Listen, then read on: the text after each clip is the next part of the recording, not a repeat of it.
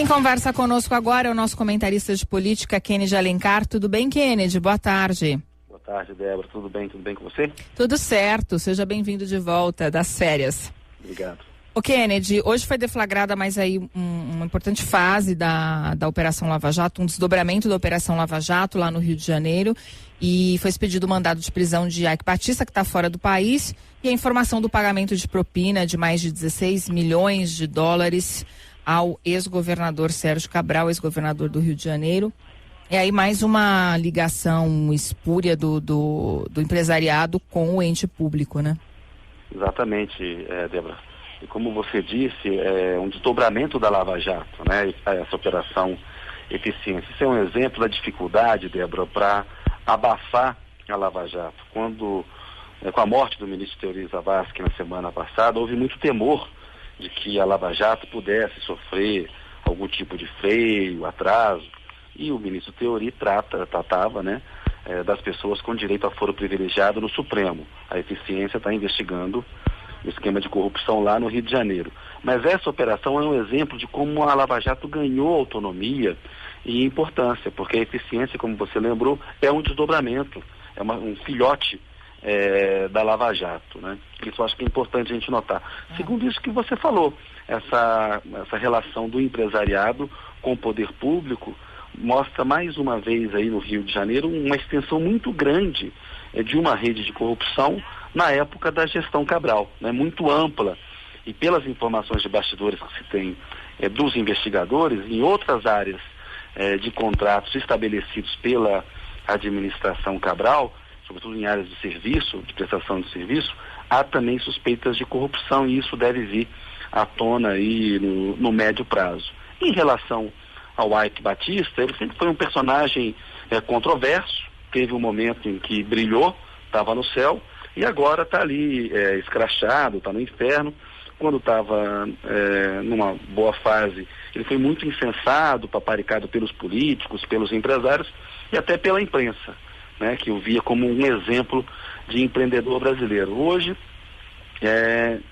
o olhar é o contrário. Eu acho que tem tanto ao céu, nem tanto ao mar. Ele tem o direito aí de defesa, está no exterior, o advogado diz que ele vai se apresentar, que não se trata de fuga essa viagem dele para Nova York. A gente tem que aguardar e ver que respostas que ele vai apresentar, e se de fato, ao tentar colaborar com a Lava Jato, ele acabou piorando ou complicando a situação dele, porque existe essa versão de que no ano passado ele contou ali parte de fatos que o envolviam e omitiu aí muita coisa. Então a gente tem que aguardar os desdobramentos para poder ver a extensão em relação ao próprio Eike Batista, mas sem dúvida é mais um caso aí que mostra como que o empresariado lida, um padrão no Brasil, né? Lida mal e lida com corrupção ao tratar com o poder público. É importante que a Lava Jato mude esse padrão no Brasil. Eu acho que esse é um legado positivo, que essa operação que não começou ontem, não vai terminar amanhã, e que é muito importante, pode deixar para o país, Débora. E no caso específico do Rio de Janeiro, a gente vê a situação financeira que o Estado está hoje. Então, quer dizer que essa corrupção que já vem desde lá atrás, isso tudo contribuiu também, né, para a situação atual.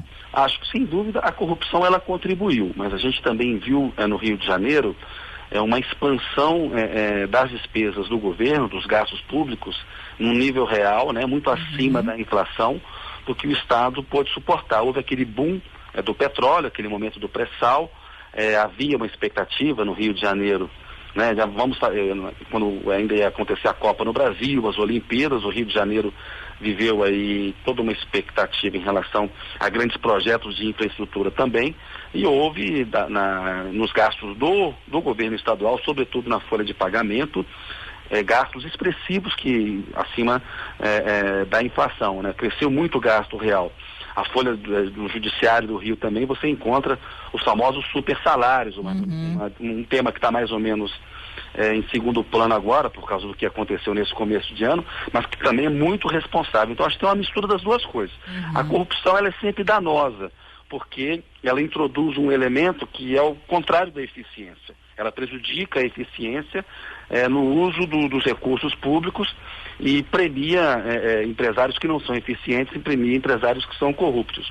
Mas no Rio de Janeiro, além desse ingrediente da corrupção que está aparecendo agora, houve também na gestão, né, uma irresponsabilidade fiscal que está cobrando o preço agora, e uma irresponsabilidade fiscal que beneficiou setores do funcionalismo público, sobretudo os mais bem remunerados, não os funcionários de mais baixa remuneração, e sobretudo setores do judiciário e do Ministério Público, que ganham acima do teto salarial, né, o que é errado, contraria a Constituição e também é uma forma de corrupção, no meu entender. Porque você privilegia um setor em detrimento de outro, né? Exatamente, Débora. Tá certo, Kennedy. Muito obrigada, viu, por participar conosco e falar sobre esse assunto. Um abraço para você, boa tarde. Para você também, sempre um prazer falar com você. Abraço. Merval. Do Montanha-Berg, boa tarde, ouvintes. Merval, o falecido ministro Teori Zavascki, lá pelas tantas, quando estava julgando um dos casos da Lava Jato, manifestou o seu espanto, dizendo assim, né? Mas caramba, nessa história, você puxa uma pena, vem uma galinha. Bom, lembra? Você puxa uma pena, vem uma galinha. E caramba, essa nova investigação aqui, Operação Eficiência, que amplia a investigação sobre o esquema do ex-governador Sérgio Cabral, é impressionante, né? 100 milhões de dólares foram encontrados em contas no exterior e já foram bloqueadas, já foram repatriadas. É impressionante o volume. O Eike Batista tentou ser esperto, se antecipou, se ofereceu para fazer uma delação aos procuradores de Curitiba, foi lá, falou meia dúzia de coisas, achando que assim estava resolvido o caso dele. Está sendo procurado agora. Vai ser preso, porque não contou da missa a metade. Nem muito menos que a metade, né? Muito menos que a metade, pois é. Que coisa impressionante a capacidade do Sérgio Cabral de roubar, né? É impressionante. É uma coisa inacreditável. E a família toda metida no meio, mulher, ex-mulher. É impressionante, é impressionante. A informação é que a Operação Calicut, né, que foi a que primeiro prendeu o ex-governador, ela localizou 100 milhões de dólares em contas de Sérgio Cabral no exterior. Já repatriou 80 milhões de dólares, que dá uns 270 milhões de reais. Estão depositados lá na Caixa Econômica, viu? Vai ter que devolver para... E estão sendo devolvidos vários quilos de barras de ouro, né, e diamantes. Inacreditável, inacreditável. Realmente, e levaram 15 anos também roubando, né? E sem ninguém sem aparecer nada, e eles achavam que eram intocáveis, né? Que podiam continuar essa história eternamente, né? Exatamente. Impressionante. E a outra coisa impressionante é como foi um desmonte completo do Império Eike Batista, né? E como o Império Eike Batista estava ancorado em várias operações ilegais, né? Ele se apresentava como, por isso que a operação chama eficiência, né? Porque ele se apresentava como um empresário moderno e eficiente, e na verdade era tudo relação promíscua com o governo, né? Exatamente. E ele corre o risco de ser preso em Nova York, onde ele está, porque uma parte dessa propina foi investida na Bolsa de Nova York, em ações da Bolsa de Nova York. Então, ele corre o risco de ser processado nos Estados Unidos também.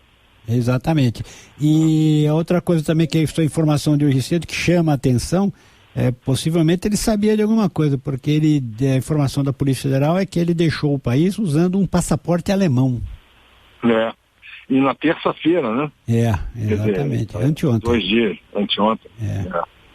Mas realmente, usando passaporte alemão, não vejo grandes vantagens para ele, né? Porque foragido ele não vai ficar, não tem como ficar, né? A não ser que ele fosse para a Alemanha e dissesse que era alemão, sei lá, não sei. Ele deve ter nacionalidade da alemã também, mas nos Estados Unidos isso não vale muito, né? Não tem grandes vantagens. Vai ter processo lá também, né? E isso vai criando criando uma imagem péssima, né, para a economia brasileira, né? Porque ele era uma figura internacional, né? Era um exemplo, né, quer dizer, o governo Lula quis transformá-lo, e ele ajudou nesse trabalho de marketing, em exemplo da pujança brasileira, né, da capacidade do empresário brasileiro e tal. E, na verdade, era tudo trambique, né? Você lembra aquela foto do Lula, Dilma e Ike Batista com as mãos sujas de petróleo? E a Dilma e o Lula vestidos com a roupa lá das empresas, o casaco, a roupa lá das empresas do Ike Batista, mostrando petróleo. Essa empresa que não tem nada, né? Não tem petróleo, coisa nenhuma, né? Pois é, tudo. E ele vendia a ideia de que ele tinha contratado ex-técnicos da Petrobras e que eles sabiam coisas que ajudavam a encontrar petróleo, que a Petrobras tinha abandonado os poços, que ele sabia que eram poços bons. Tudo mentira, tudo cascata. Impressionante. Merval Pereira. Obrigado, Merval. Até amanhã. Até amanhã.